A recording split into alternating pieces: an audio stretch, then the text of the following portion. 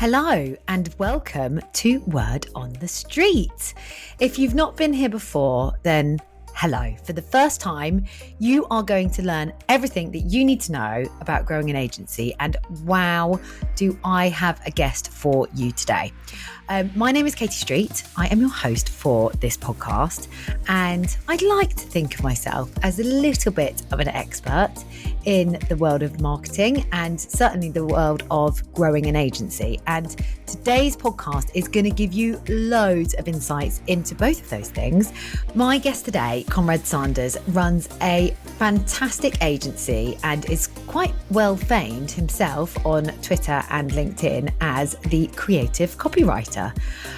His business is a very fast-growing content strategy and copywriting agency that blend the art of science to help bold brands sell more stuff. And do you know what? That's what it's all about, guys. How do we attract them in and enable content that converts? I mean, content that converts, I really feel like I should brand that phrase. Hold that thought. He has worked with brands like Adidas, Hyundai, TikTok, Superdrug, Thomson Reuters, so many awesome brands to really help them develop content that converts. And his mission is to really break the boundaries of the corporate dullness. So we talk about that quite a bit today. So if you're interested from a marketing perspective in SEO and how to develop and create really awesome content that is going to attract the attention of your audience, today's podcast is for you. If you are interested in how to grow an agency to well over £1 million, today's podcast is also for you. So without further ado, let's go meet Konrad. Konrad, welcome. It's great for you to be here. What I really want to do in these new episodes of the podcast is we're going to really deep dive into the tactics and the things that people can do to upscale their marketing. And of course, You are all about writing beautiful content that engages audiences, developing that value exchange. And that's where I really want to focus our time today, because I know you're going to be able to share so many insights with our audience. But before we do that, can you tell me a little bit about Konrad? So your history before you started your agency, and then we'll talk about your agency as well.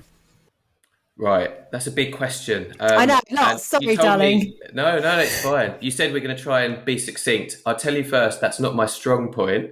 I'm going to ramble on, but if you just kind of cough loudly or just go like this, I'll try to speed up the answer. So where do I start? My agency journey has been going for quite a while. So I suppose I'll give you a quick life story, right? I was always into writing, used to write little kind of nerdy fighting fantasy books and stuff in my early teenage years. I went to uni, studied philosophy, which is one of those subjects that kind of teaches you so much and also so little in a sense in terms of pushing you down a certain career path. Then I went to Australia to work and travel. I met my now wife there. She's from Israel originally. She's also the managing director of our agency. So that's why she's quite an important person in this story. We traveled around for like a year and a half in Australia, 6 months in Southeast Asia, just trying to keep the relationship going. And then we were like, what do we do now? We want to stay together. We're in love. We want to keep it going. But there was a kind of a difficult visa situation. I was in my early 20s at the time, as was she. And so I basically went straight to Israel and lived in her parents' lovely home. But I didn't have a work visa because I had to sort all of that out. She was working. I was stuck at home eating delicious cakes from her mum. And I basically took to the internet to study some online courses and figure out, how can I make the most of this time? Basically, what I ended up learning about was this amazing thing called copywriting, the art and science of copywriting, which I thought was just incredible because, again, I was a good writer, a great writer, and I really enjoyed it. But at the same time, I studied SEO, so search engine optimization. And the two go hand in hand very, very well because SEO is all about building things based on demand. It's about data. It's about understanding your buyers, what they're actually searching for, what are they looking for, what stage of awareness they're at, and taking those keywords and then, creating content around it to match that demand. So essentially, to cut a long story short, I freelanced for a while, but basically I was building blogs based around certain keywords. One of them was around creative copywriting. I was almost documenting my journey as a creative copywriter, offering value, teaching tips about creative copywriting, and I ended up uh, building a lot of traffic to that blog, right? And so what I then did, I flipped that blog into a freelance website for myself. Because I'm quite entrepreneurial, I fairly quickly decided, hey, you know what? My portfolio isn't the best in the world. Why don't I reach out to other creative copywriters who have worked for big brands, etc., and we'll call ourselves a collective. I'll bring the traffic in, which I already have, and kind of sell, close the deals, take a kind of markup, and use these copywriters as a collective to deliver a service to these brands that need creative copywriting. So basically, I was kind of building an agency without knowing what an agency was at the time. So it's kind of a slightly unusual route to building an agency, but one that I think really set us up for success, because basically I ended up with a website that had a lot of traffic coming to it for people searching for creative copywriting. Eventually, the keyword term copywriting agency we now do very well for. So we're on page one of Google in most countries in the world for that. And, most agencies aren't on page one of Google for the services they offer. So we kind of had that leg up from an early start. And then it came down to kind of building the brand, and I'm big on branding and design as well. And so for me, it was really crucial to sort of look and feel like an agency, let's say 4 years ahead of us, or like 4 times the size. So almost like I wanted to punch above our weight in a sense, and with the traffic and the what I think is a pretty cool brand and unique and compelling brand, we were able to lock down big companies like Adidas, TikTok, Panasonic, Mercedes-Benz, and Thomson Reuters, and many more. Shall I keep going with the agency story? Yeah, keep going. I love this. It's super interesting because that's what, Konrad, this is all about. It's about how marketing can help you grow your business, and your story is about creative content growing your business. So this is what we want to hear. Keep going. Exactly. There you go. So it's this. I call it. We now call it an outside-in approach to business and marketing. It's instead of going, I've got an idea for a business. I'm good at making hats, for example. Let me set up a hat shop and start trying to sell it to people in the area who maybe don't need hats. Right. The idea was to build a business based on demand. Like, what are people searching for? And I found that there was a gap there. People around the world were searching for creative copywriting. There was a high search volume, but low competition. So there was a gap for me to fill, which is a very powerful thing to do when starting a business and when marketing anything, any product or service. Find that demand, find what people are looking for. So to continue with my story, where was I? For me, branding and differentiation was crucial. Like, I've got this hashtag I like to use, which is brand harder. Go further than most people are doing with branding. Like, that's why I'm wearing this hat.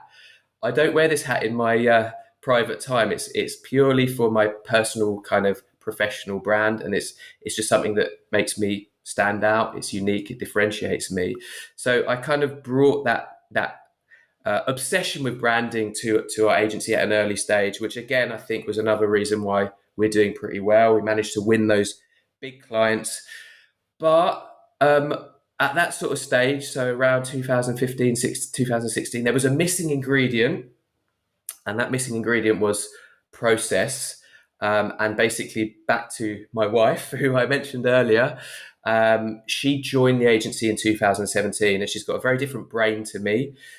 She's like an organizational guru. I'm more of the visionary. She's the integrator, and she's kind of the yin to my yang. That's a bit cheesy, right? But I think very, very powerful to lead an agency and have both of those kind of minds and brains. Because I think a lot of agencies are, and I know this from experience, a lot of agencies are headless chickens running around. They're all the creatives. They're all people like me, right? And they're brilliantly creative, but they don't have these watertight processes. And so Nitsan came in, implemented all these processes and this culture of constantly reviewing and tweaking process. And that's really when we started growing properly from 2017 to now. And now we're a 7-figure agency on kind of fast growth. Have been hitting kind of 40% growth year by year. And here we are, and now I'm on this podcast chatting to you, and that's my life story. And it was more succinct than I thought it was going to be. So I'm quite proud of myself there. I love that. It was your work life story for sure, and Yeah, because your wife is part of your business, it's also your personal life story a little bit. it's So all I feel like intertwined. yeah, I've learned a lot there. And do you know what? That you're so right. It is that life and work. I was reading someone posting about that exactly that on LinkedIn this morning. It is so intertwined. So there's so many interesting things that you've brought out there, and I know I said we were going to talk about the content and the tactics, and we are, but there are so many things that I think that you've brought up that I just want to kind of dig a little bit further into, because you've built an agency around your audience's needs. I think that is absolutely integral to any business, and lots of us grow up, we as businesses, and we forget what that core need is. And I think what you've done in the way that it means you're set up for success, because like you say, you're looking at the search terms. What are people searching for? What do your audience want? What do they need? If your business is set up to talk to the needs of your audience, it's so basic, but that is where the success lies. And unfortunately, so many businesses get lost. They try to get clever, they try to be unique, and they therefore lose the essence of what it is they actually do and how they actually help people or brands or companies, whatever it is their business does. So I think excuse the pun, hats off to you for creating a business based on the demand of your customers and letting it take that journey. Konrad, I'm always mean and I always like to ask the big questions. So you say you're a 7-figure turnover agency now. Can you tell me what that figure is as a turnover? Yeah, so we're en route to hit 1.6 mil this year. Amazing. And in terms of how your agency's structured, tell me, because from my understanding, obviously we've only met for the first time today, but you use a lot of freelancers as part of your proposition to the market. So talk me through how the agency's set up in terms of full-time staff and also, I guess, freelancers, and how you work with freelancers. Yeah, sure. So as I mentioned, when I started this whole thing, without knowing what an agency was, it was this collective. So it's from the start, I was working with external trusted contractors, trusted freelancers, and we've continued that, and I would call ourselves hybrid now. So it's probably like half and half, in terms of half of the team members are in-house on the payroll under one roof when we're in the office. As I mentioned, I'm now in Fuerteventura for Jan and Feb, but generally we're based in Greenwich. We've got offices in the same building as a comedy club, which is pretty fun, up the Creek Comedy Club in Greenwich, and we go in three times a week, Tuesday, Wednesday, Thursday, and it's very flexible. That's all of the the in-house team members. So all of our client service people are in-house. So account managers, project managers, they work in a pod together. So you have an AM and PM working together, joined at the hip, another AM and PM joined at the hip, who take a certain amount of client accounts each. And we have, let me get this right, I think 4 in-house copywriters. So our head copywriter, Ella, who was with me from the start. She's also my best friend from teenage years. So she's kind of been on that journey prior even to my wife, Nitsan. And then we've got our marketing manager in-house. We've got a head of people and team assistant, my wife, our managing director. I hope I haven't missed anyone important. But then other than that, we've got, about 20, so 15 to 20 trusted freelancers, trusted contractors that, I'd say it's not, they understand the brand as well. It's important for us to kind of keep them close. We heavily vet our writers. We're very picky. We're having freelancers reach out to us all the time looking for work. And like I said, it's important for us to be picky because we're kind of a high quality service agency. And, in terms of that hybrid setup, back to process, I know we want to talk more about marketing than kind of the ins and outs of agency kind of setup, but process is crucial. Like whether it's in-house or using freelancers, it's really, really important to have watertight processes in place, including quality assurance. And one thing that is probably going to come up at some point, so I'll mention it now, a methodology I developed, or a framework, if you will, is called the 13 lenses. And what it is, it's 13 different ingredients in copy and content that does what you need it to do, which is compel, convince, and convert. So I created this framework, which is broken down essentially what those ingredients are, which is then broken down into like a further checklist. And what that means is it's a very robust QA process we use. So when we're writing copy, whether it's one of our trusted freelancers or internal writers, it then goes over to a QA copywriter, and they essentially go for a scoring system to make sure that every piece we deliver to our clients is ticking all the boxes you need to tick when it comes to copy. And there are many boxes. It's all about getting that balance of ingredients right. Yeah, and do you know what? That's exactly what I'm going to ask you about now. Because I would say I'm not going to ask you to give all of your hints and tips, but I mean, I'd love it if you did. So I love a good process. You're really making me think about, how we structure content for clients. And of course, we also use freelance copywriters because we've got specialist content writers that work on varying different sectors of the different types of content that we need to produce, and they need to have eyes on it, and different people are good at different things. So I'm all about building that freelance network and making sure that you've got, I guess, really good content, but a way of checking it internally. Oh, I loved it. So for you, you've obviously created the 13 lenses. You've got these three, I guess, within that, these three kind of core pillars: compel, convince, and convert. Where do we get started when we're looking to develop? And I know this is often the hardest thing. I think I'm quite a good copywriter, but when I'm starting, I know the needs of my audience, but how do you get started with developing and understanding what that compelling piece of content is going to be? Very good question. And I think this ties into the outside-in lens. So I'm going to reference certain lenses. We definitely don't have time to talk about all 13 lenses, but I'm sure I will kind of reference them as I give you my answers.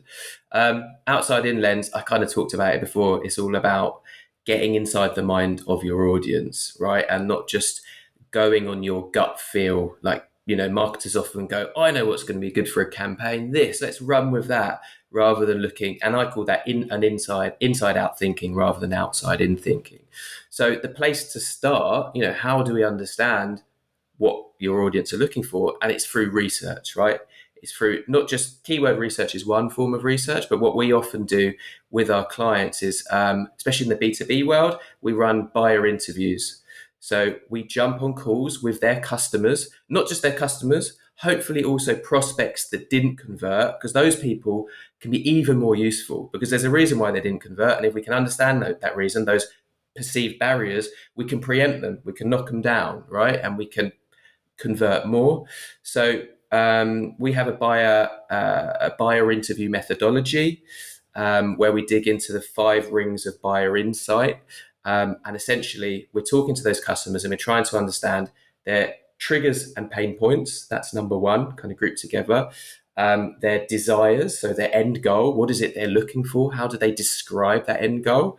Number 3, let me get this right, is perceived barriers. Hugely important. What were those objections? Even if they became a customer or a client, they had objections within, during the sales cycle. They had perceived barriers about going on board with you as an agency or as a company.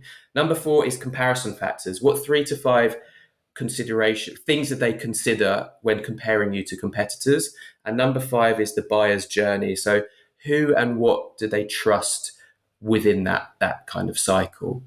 And we uncover all of that, and it's like a gold mine of information, right, of insights, because then based on that, you can, both for copy and content, you can write then landing pages that really, arrow deep to their pain point, then agitate that pain point, then offer the solution they're looking for. You can get your message hierarchy right because you can list the top benefits that they're looking for. If you see benefits coming up in those interviews that are the key ones, they should be at the top of the list. You can knock down the barriers, as I said, and you can do so within content marketing. And, content strategy is a big part of what we offer. So planning those funnels. Once they download an e-guide, an ebook, or something more exciting, you can drip feed emails to them, and each email can kind of tackle a different barrier. And you're kind of doing the job of the salesperson. So by the time they speak to someone, they're already warmed up and almost ready to buy. So back to your question, start with insights. Buyer interviews are a great thing to do, but sometimes surveys make more sense, especially in the B2C world. Surveys, you tend to go a bit broader, buyer interviews a bit deeper. If you can do both, great, that's amazing. And keyword research also helps because it helps you understand, what keywords they're using to search. And then naturally you can make your copy and content, if it is searchable, SEO optimized, because you want to get found as well. So that's the starting point. I love that. And it makes, you're validating the approaches that we take here at Street. I do have one question, which clients often ask me, and I'd love to know your answer to this. So when you're interviewing clients, which is again, something that we do, or their prospects, or, whoever it might be, how many do you need to speak to in order to get enough information, but not too much, that qualitative insight? How many people do you recommend speaking to develop true insights and give you that kind of direction? Also a good question. We would aim for about 8 to 10, and not to overdo it. I think sometimes brands and companies overcomplicate things when it comes to like buyer personas. They think, we target 20 different industries, so we're going to need to talk to 10 people per industry and have 20 different buyer personas. But the reality is, what you'll find is that, industry aside, you're often actually talking to very similar people that have very similar pain points, desires, barriers, comparison factors and journeys. Even though they might come from a different geographical location or industry, there are usually more similarities, and you don't want to overcomplicate things, because if you end up with like 30 buyer personas, is that going to be useful to marketers and copywriters? Probably not. No one's going to look at it. They're not going to use it. So it has to be practical. It has to be useful and tangible. So we aim for 8 to 10, but sometimes, budget is a factor. If we're working with, let's say more early stage scale ups and startups, that we have to use their budget in the best way possible, and we might just go for 3. And sometimes it's just one person that we speak to. I said this to a prospect on a call the other day. They're in the cybersecurity space. They're very reluctant, or their clients are reluctant, to speak to an external agency because it's quite a sensitive space. But I said, look, even if we speak to one, even that is just really useful, because what you think your buyer's kind of barriers, pain points, etc. are, is often not the same as what they actually are. That gap might be small, it might be massive, but either way, it's just so useful to confirm, those thoughts and just get those insights. And I suddenly realized that there was one extra thing I didn't mention that I absolutely love, which is voice of customer language. So one of the great things that you can gain from surveys, from buyer interviews, make sure you record and transcribe those interviews. So we would take them apart and organize quotes according to the 5 rings of buyer insight that I mentioned. The other really cool thing that we do, I think it's pretty cool anyway, is we highlight what we call voice of customer data. So words and phrases that either are being commonly used, right? You've seen, 5 out of those 10 people say the same word, or or just a phrase that has been said so beautifully and it's just so on point that you wouldn't even want to touch it as a copywriter. You're like, wow, this is now going to be your landing page header because it's come from the horse's mouth. It's come from, the type of person that you're trying to convert. And they've said it in such a raw and emotional way that you're like, wow, let's slap this at the top of the landing page. You can even put, speech marks around it, and that becomes instant social proof. And, that's just such an amazing thing you can do. And I'll add to that, if you're in the B2C world and you've got reviews on Amazon, you can just do desktop research, go through those, we call it review mining, go through those reviews or even testimonials, pick out the language that, resonates and is really punchy and powerful, and then weave that into your copy because it's more likely to convert, to get a higher conversion rate because again, you're speaking literally in the language and using the words of your target audience. Yeah, it's so important. It's something that I talk about in sales a lot. But of course, the same rules apply at the end of the day. You want to mirror their language. How are they talking?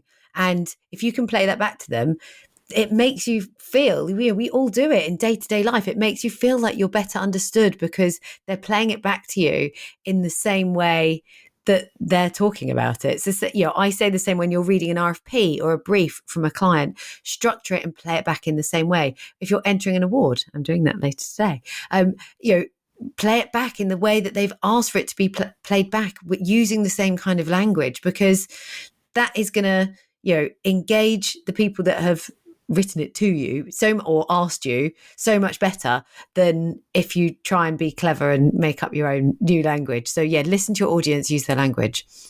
Exactly. And one little thing we do as an agency in that vein is, I have what we call a compatibility call.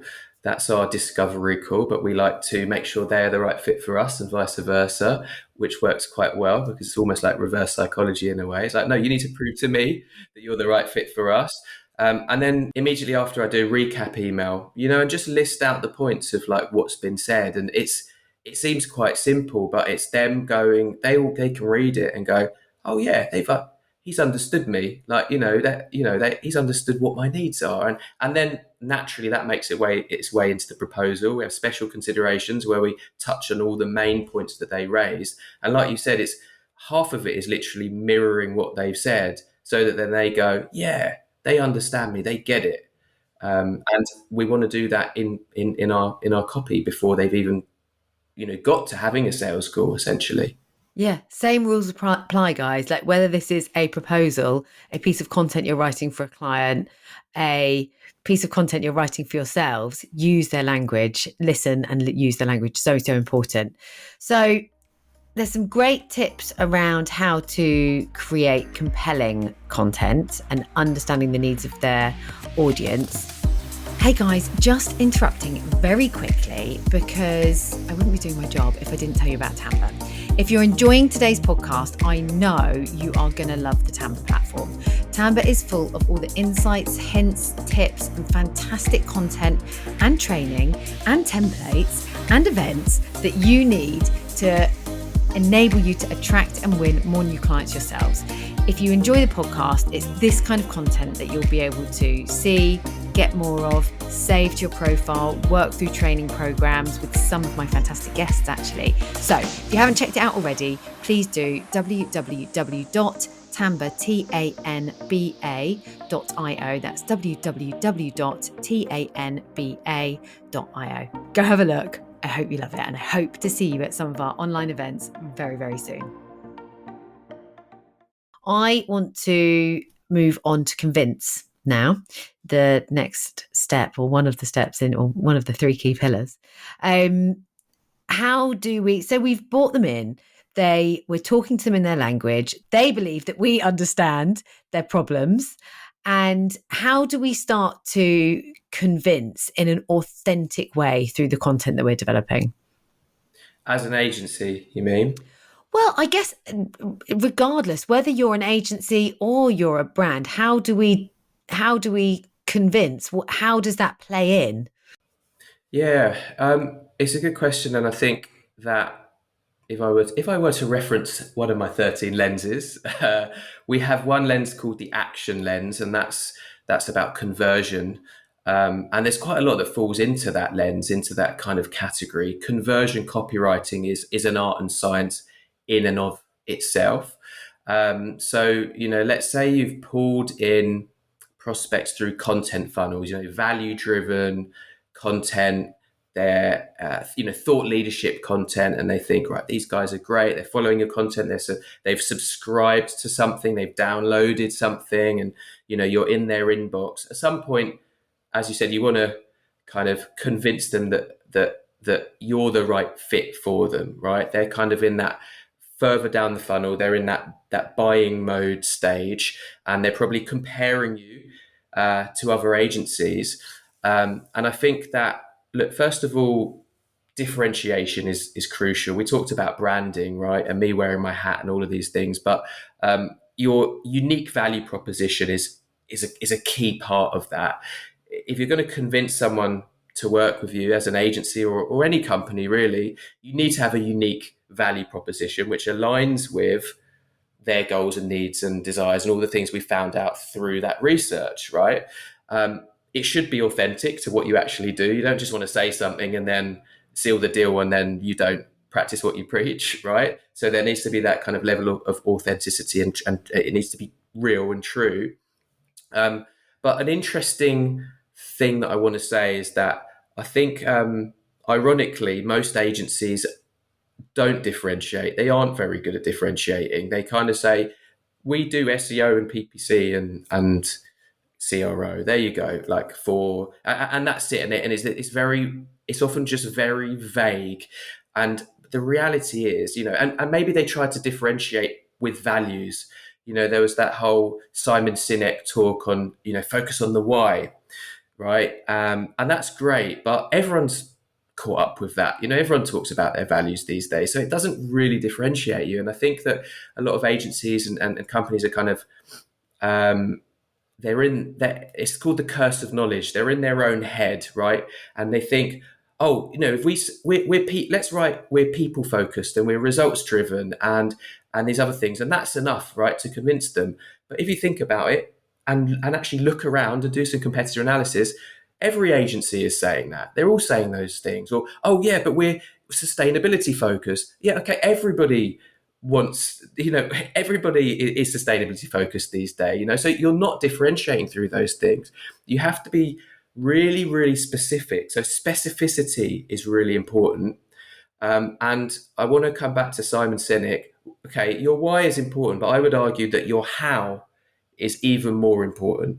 And there's a lot of evidence to show that prospects need one thing they really need to know from your website, from your copy, and from your bottom funnel copy. They need to gain the confidence that you can deliver on your promise. So how are you going to deliver what you promise you're going to deliver? Because everybody is saying, we're going to get you results, and we've got great values. Like, all agencies are saying that.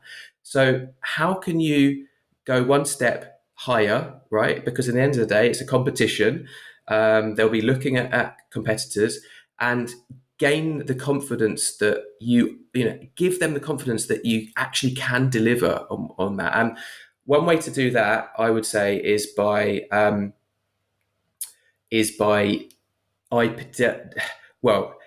developing IP, like some kind of IP. And I just mentioned ours, like one of ours is the 13 lenses, right? All of a sudden you're thinking, well, there's all these copywriting agencies. They all say we write good copy, but these guys have got some like advanced QA process, really well thought out methodology called the 13 lenses. Suddenly we're up here, right? And the others are down there. So as an agency, I think that's a really strong way to give them the how. We'll offer SEO and PPC, and we follow this 5-part proven process called, and then give it a name. And even if you want to go one step harder and brand harder, as I say, go and get that patented, get that process and that name, get it copyrighted, the other form of copyright, so that it's uniquely yours. Because then suddenly you're not just another agency that, let's face it, offers pretty much the same services as other agencies, because that's what we all do. Suddenly you offer this very specific, unique thing. It's unique to you, and it's very intriguing to them. They'll want to know more, and it will just give them the confidence that you know what you're doing, and that it's backed by a process, it's backed by a methodology, it's backed by something that's proven, or sounds proven at least, because it's tangible there. It's not just we do this service. And that's one great way to convert, to sort of convince and convert. It's one great way to push them over the edge. And I'd also say, if you do something like that, if you really differentiate, if you brand harder, not just with your visuals, with your tone of voice, with the way you dress, and all of that great stuff, but with your own IP, with your own framework and methodology, you'll find yourself in a situation where you can win without pitching. You'll find yourself in a situation where companies are finding you and going, I just want to work with these guys. I'm not going to push them through this like awful pitching process, because it aligns immediately with what they're looking for, and they've already got more confidence than the other handful of agencies that are just saying generic things. And those other agencies might have unique processes, but they're usually just not talking about them. They're not pulling them out and packaging them up. They've probably got them. And when we work with other agencies, and we've written copy for other agencies, that's one of the things we do is we talk to the internal teams and go, okay, tell me about what you do. Tell me about, and we'll pull a process out. Go, you do have a process. You have got a framework. You haven't labeled it. You haven't packaged it up. You haven't given it a name. That should be front and center on your homepage. And that's how to differentiate. And that's how to convince. And that's how to convert. Yeah, it's so true. And of course, you've referenced Win Without Pitching there. Blair Enns, I have been lucky enough to interview on my previous podcast, Word on the Street. And it is, if it is about differentiating yourselves and being a bit challenging. We are at Street, we're very different to a lot of the traditional I guess in the agency space, lead gen agencies that smash out cold calls and do prospecting emails, we take a marketing-led approach to solving the sales problem. And that has meant all of the stuff that you've just said, Konrad. We attract and win clients. We never have to do any cold outreach. We just have a huge pipeline of people that want to work with us, that are the right type of clients. Now, that dial has switched and changed slightly as we've grown up. We don't work with as many agencies as we used to. We work with a lot of, big B2B businesses and MarTech businesses nowadays. That's, we've evolved, of course, over time, but that message doesn't change. Well, it does change and evolve. The key message and how we approach things is why people buy us, and they listen to our content, they read and they engage with that content that helps differentiate us and helps convince them to work with us. Now, when you're writing a piece of content, so we've started to map into the convert piece there as well, which is really, really important. I do think, there's almost the way that you map things is very similar to how we map things in terms of the different types of content that we ensure our prospects have. So the first one are those insights pieces, the things that are, talking to the problems, the things that are keeping up prospects at night. What is it that is on their mind that they need help with, that they, can't get anywhere else, that they're going to be able to get from you? Or maybe they can get it from somewhere else, but you're the one that's writing about it, so they're finding it from you. So that insightful, helpful content that's answering a problem. There's then those, you call them convince, I call them prove it pieces, but basically case studies. Hey, we've done this before. Look at these testimonials. Look at these reviews. Look at, if you're a product, we've solved this problem for loads of other people, and this is how we did it. And that starts to give them some of that kind of secret process stuff. But I think then often, certainly agencies, but also businesses, it's a bit easier when you've got a product to sell, right? Because you go, yeah, here you go, buy the product, and make it easy to buy that product and have a really good user journey on your website. But sometimes when you're selling a service, it's not so easy. You're like, what am I buying? How am I going to buy this? And it might be hundreds of thousands of pounds. And so the other thing that I think is really important in your content plan is to have those compelling pieces of content, to have those pieces of content that convince them that you're the right choice, but also to have packaged up things that they can buy. So talk to me about your approach to content and I guess marketing your agency in terms of the conversion piece. Yeah, so I want to reference five stages of awareness, which is something that Eugene Schwartz came up with many moons ago. I think it was back in the 60s, in a book called Breakthrough Advertising. So when we educate people about content marketing, we help them understand that your prospects are out there and they're at one of these five stages of awareness. They're either unaware that they have a problem, blissfully unaware, walking around, and generally it's harder to market and sell to those people. So usually we, in the world of marketing and sales, we go one step below, which is problem aware. As you mentioned there, they've got a pain point, they've got a problem, they're searching for it. Back to SEO, you know that they're problem aware because they're typing in keywords related to the problem, not the solution, right? They're not typing in copywriting agency. If they were, they're solution aware. They're looking for that solution. They're typing in things like how to increase my website conversion rate. That's kind of a problem where they've got a problem with conversion. So at that point, we feed them content that the aim is to sell the next step in the funnel. So take them from problem aware to solution aware, right? Educate them about the solutions to those problems. Then when they're problem aware, we want to basically take them from problem aware to brand aware, we call it, or Eugene Schwartz used to call it product aware, which I think is confusing now because there are products and services and different things. But, so at that point, we want to educate them really about what makes our brand different and unique and special, and the things that I mentioned there before in that last answer. How do we differentiate? How are we? What are the benefits they're looking for that align with our differentiators? And then there's that final piece where they're what he called most aware, or offer ready, and really that's where you want to, as you said, make them an offer they can't refuse, right? That's the conversion piece. That's when you're like pushing them over the line. And in our case, in our funnel, that's after they've spoken to me, they've had the compatibility call. And I'll mention again, there's a very, we called it a compatibility call for a reason. It used to be a discovery call. It was actually after reading the Win Without Pitching manifesto.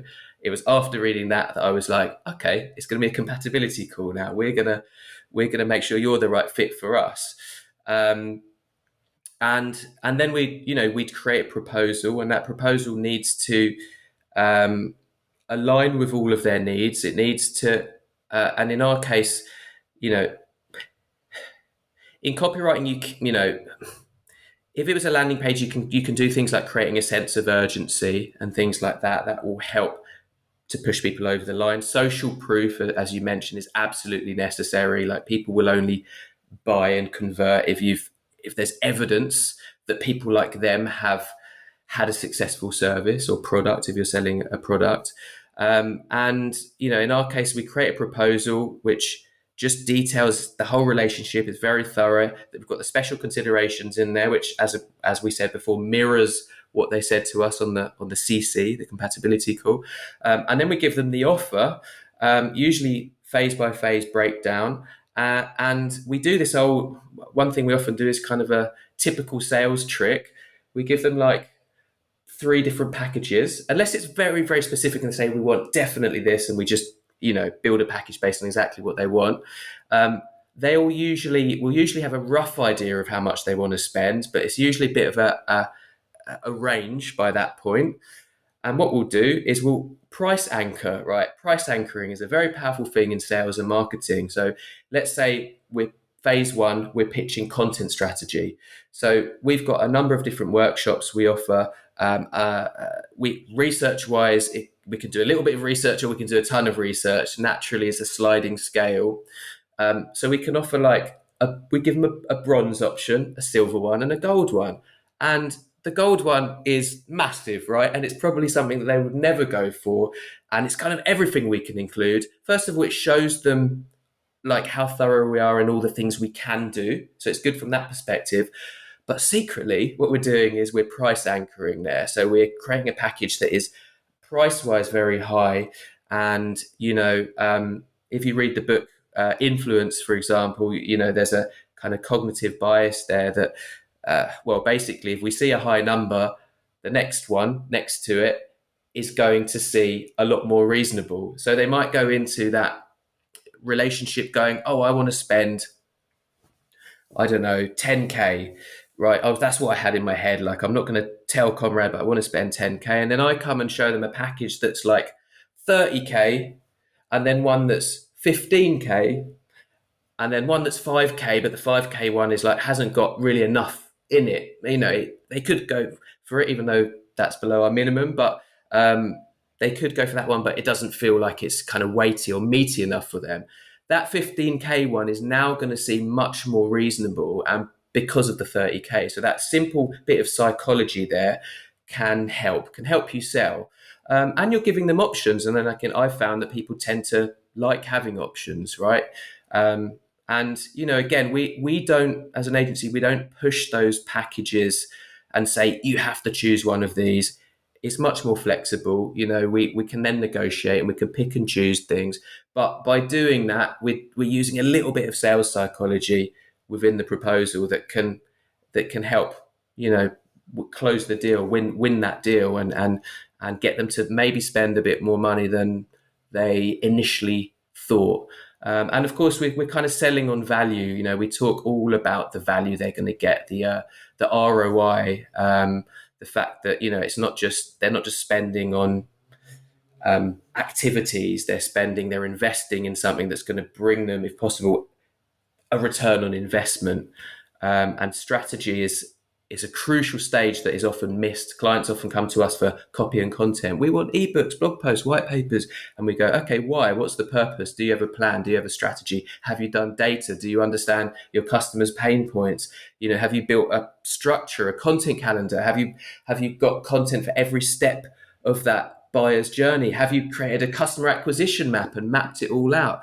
Usually they say no, or they say yes to half of those things. And then we kind of do a gap analysis and fill the gaps. And for us, it's a no-brainer to start with strategy, because it means that the ongoing copy and content we offer, which is usually in the form of a retainer, if possible. We all like retainers as agencies. Is just going to be much more powerful because it's in tune and in line with that strategy that we've built together. Totally. I can tell that you've definitely done some work with Blair Enns, because you're echoing some of the amazing things that he really does teach us all around how to position yourself, you know, all the way from that, you know, positioning at every stage is so important, all the way from the beginning in terms of that value exchange to positioning your pricing in a really attractive way that makes it easier for you to be bought. So yeah, I can see why you're growing, Konrad. You're doing all the right things. And yeah, just a real inspiration. I can't thank you enough for your time today. Gosh, there's so much more I want to ask you, but I'm going to ask one last question, an important one. If there's one thing that people should go away and do after listening to today's podcast when thinking about their own content, and most of our listeners are, you know, B2B businesses, what should they do?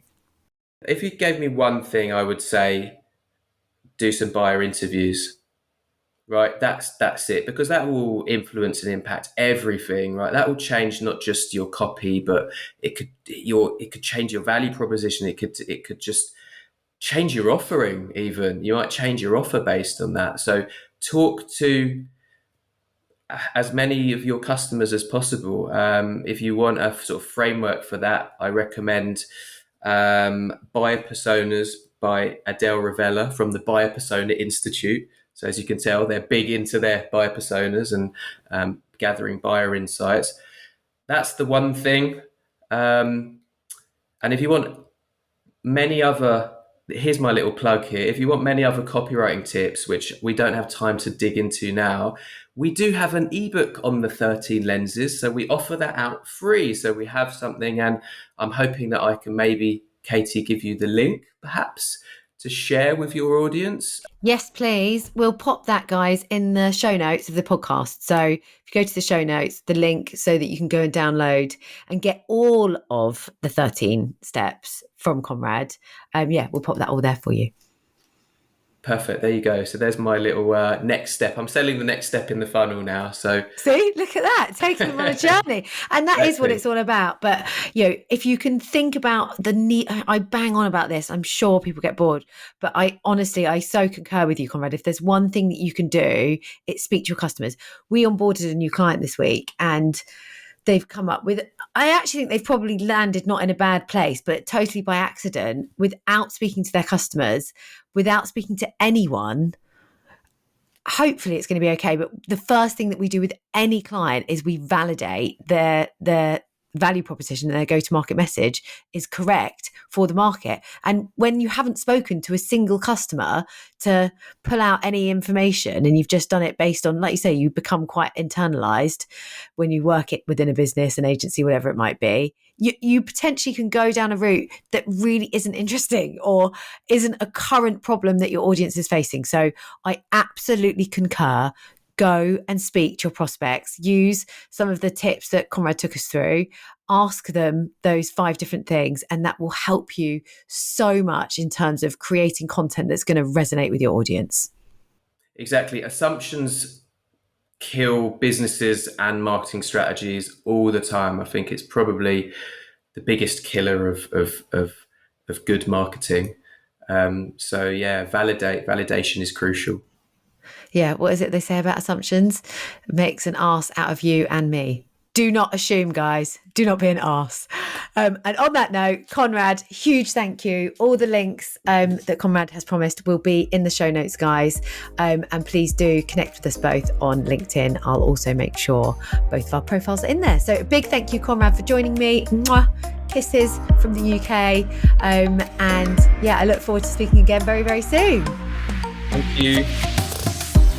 Hi guys, thank you so much for listening today. I hope you found today's episode as interesting and thought-provoking as I have. And I really hope to see you back here soon. To make sure that I do have you back here with me soon, please do head over to the Street Agency website. That's street.agency, and make sure you're subscribed to our marketing and insights information. There's so much on there. Outside of being able to find all of these podcasts, you can also get insights, newsletters, so much more information on how to power your new business strategies. So I promise I'm not just telling you because I want to get your data, although I kind of do, and it is important, and we do talk about marketing. So, come on guys, behave yourselves.